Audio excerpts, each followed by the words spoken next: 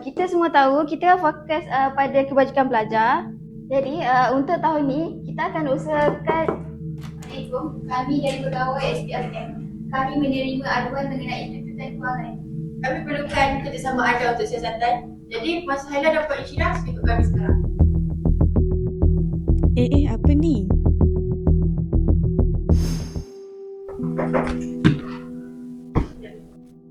Puan, saya nak hantar borang pemurnian barang budak asrama sebab barang budak asrama dah nak habis. Bajet tak ada lah. Cuma minggu depan. Puan, borang yang sama, bajet sekolah masih ada. Belum ada lagi lah. Bajet sekolah tahun ni susah. Okey. Tak ada bajet lagi. Wah. Macam tak kena. Kena report ni. Lah, betul punya.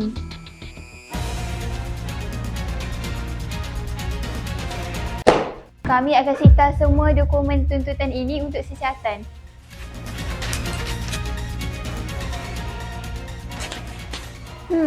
Jumlah tuntutan asrama tinggi betul.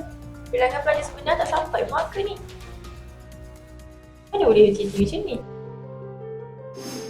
Puan, pasal bayaran bekalan makanan ni, Lebihkanlah sikit tuntutan dana ni. Nanti kita bagilah masa pindah dana lagi. tapi Puan banyak sangat ni. Buat je, saya sign. Bilangan pelajar sekarang 1,200. Kata kita tukar jadi 3,000.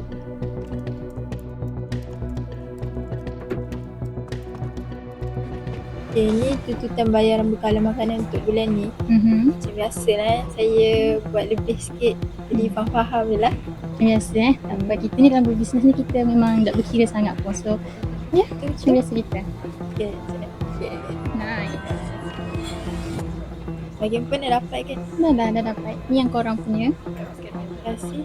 Nampaknya kita boleh bekerjasama dengan lebih banyak lagi. Boleh. Siapa je tak suka benda begini kan? Saya setuju kan.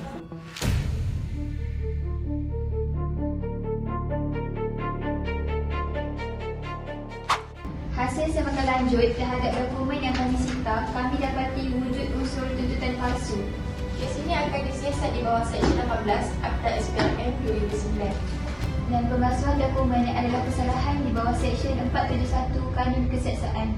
Saya tak tahu apa, ini semua salah faham. Yang tu anda boleh jelaskan semasa rakaman mencakap Pak Ikiran. Besar dan ketua pembantu takbir, anda berdua ditahan untuk siasatan.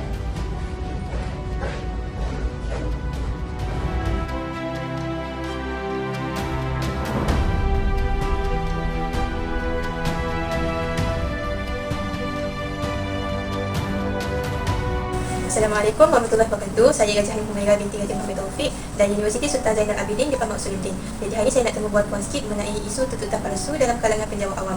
Jadi sebelum tu boleh perkenalkan diri sedikit? Waalaikumsalam. Saya Puan Safia daripada Asrama SMKA Sheikh Abdul Malik. Pasti bila kita pergi pada pelaksanaan tuntutan palsu, apakah suatu perkara tu yang bila dibuat kita kaitkan dia dengan tuntutan palsu? Apakah contoh atau situasi tuntutan palsu ni?